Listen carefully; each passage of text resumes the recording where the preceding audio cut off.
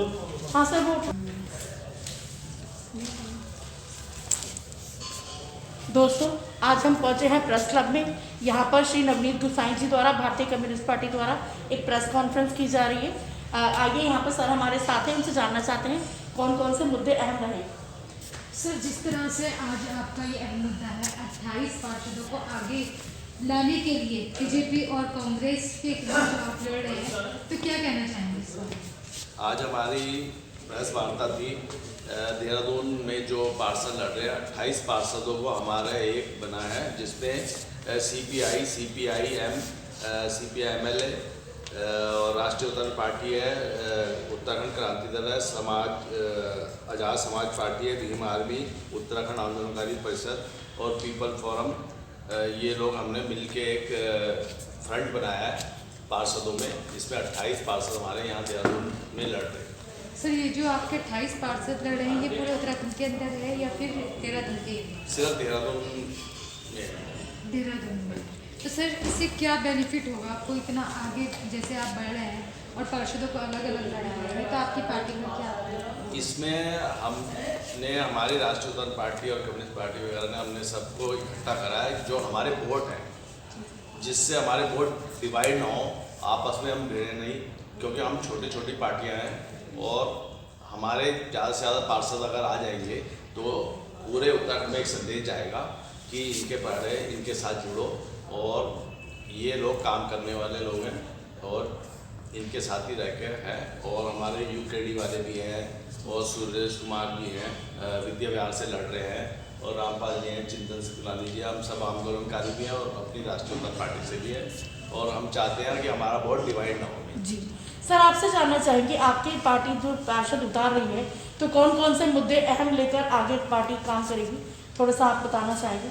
हमारा जैसे कि बीजेपी का शासन रहा है तो यहाँ पे स्मार्ट सिटी के काम चले हैं पूरे देहरादून में। स्मार्ट सिटी के काम ऐसे चले हैं क्योंकि सड़कें चलने के लिए नहीं है, इन्होंने फुटपाथ इतने चौड़े बना दिए हैं, पानी जाने की कोई व्यवस्था नहीं है, नालियाँ बंद पड़ी हैं, उनकी सफाई की व्यवस्था नहीं है, बार बार ये खड़ंजे उखाड़ेंगे, सड़कें उखाड़ेंगे, कुछ भी काम ढंग से नहीं हुआ है। और ट्रैफिक देहरादून में इतना हो चुका है, लोग 10-10 कारें लेके घर के बाहर खड़ी कर देते हैं, लोग आगे जाने, रोज लड़ाई झगड़े होते हैं। हम चाहते हैं इससे भी लोगों को छुटकारा मिले और सड़कें अच्छी हों, पर्यावरण अच्छा हो यहाँ पे। और देहरादून में जैसे पूरे ग्राउंड के ग्राउंड माफियाओं ने कब्जा दिए हैं। मैंने पिछले दिनों भी एक रेस कोर्स की ज़मीनों का मुद्दा उठाया था, उन पर कागज़ नहीं है, पूरे उन्होंने रेस कोर्स बन्नू स्कूल के आसपास ज़मीनें कब्जा रखी है। ऐसे पूरे देहरादून में इन्होंने माफियाओं ने ज़मीनें बेच दी हैं। और देहरादून जो पहले पूरा गाँव क्षेत्र था, उत्तराखंड बनने के बाद ये शहरीकरण हो गया इसका और माफिया सक्रिय हो गए। इसमें बाहर के माफिया भी हैं, यहाँ के लोकल भी हैं, जो पूरी ज़मीनों की खुरद कर रहे हैं। हम चाहते हैं सरकार ऐसी आए या पार्षद जो भी हमारे इस समय है ऐसे आए और उस क्षेत्र के लिए काम करें, नाली सफाई व्यवस्था है। अब देखो जब पेड़ ही नहीं होंगे तो बीमारियाँ ज़्यादा फैलेंगी, क्योंकि पोल्यूशन बहुत हो गया देहरादून में। पोल्यूशन तो इतना हो रहा है कि पूरे देश में देहरादून में पोल्यूशन सब में ज़्यादा बढ़ रहा है। जब पेड़ ही है, सब खत्म हो गया है, तो पोल्यूशन तो बढ़ना ही है ना।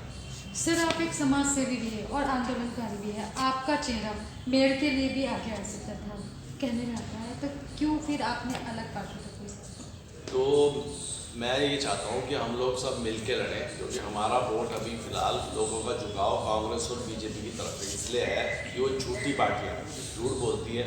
और उत्तराखंड में हम अभी मैं एमपी का इलेक्शन लड़ा, मैं एकमात्र क्षेत्रीय पार्टी हो जो 10,000 से ज़्यादा वोट ले गई है। तो मैं चाहता हूँ कि सबको हम साथ लेके चलें, हम हमारे आपस में हम लड़ भिड़ जाए, क्योंकि समान विचारधारा है, उत्तराखंड को बचाने की है, जल जंगल जमीन को बचाना है। हमने मूल निवास धारा 371 है, हमारी पार्टी भी किसी को भगाने की बात नहीं करती है। हम माफियाओं के खिलाफ हैं, नदी माफिया है, भू माफिया है। अब की तारीख ये बीजेपी कांग्रेस वाले नदी माफिया में भी काम एक साथ कर रहे हैं। आप देख लेना, इनकी संपत्ति करोड़ों में बढ़ चुकी है। जो मेयर था पूरी ज़मीनों में घोटाले करे उसने, और जो भी इनकी जांच करता है उसको ये केस लगा देते हैं। मुझ पर भी केस लगाया। हम डरने वाले तो हैं नहीं, जब उत्तराखंड को बचाना है। हम चाहते हैं यहाँ का कोई भी व्यक्ति हो, किसी जाति धर्म का हो, उसको यहाँ पे रोज़गार मिलना चाहिए, काम मिलना चाहिए सब लोग एकजुट होना चाहिए और धार्मिक जो दंगे फसाद हो रहे हैं आपस में वो भी नहीं होने चाहिए। जी सर, आप हमारे चैनल के माध्यम से व्यूअर्स से या नए वोटर से या क्षेत्रीय लोगों से आप कुछ कहना चाहेंगे?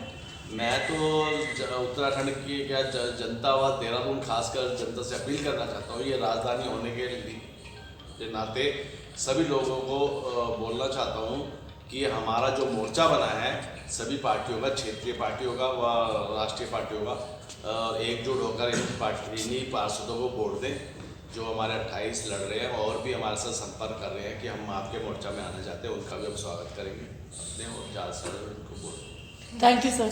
धन्यवाद।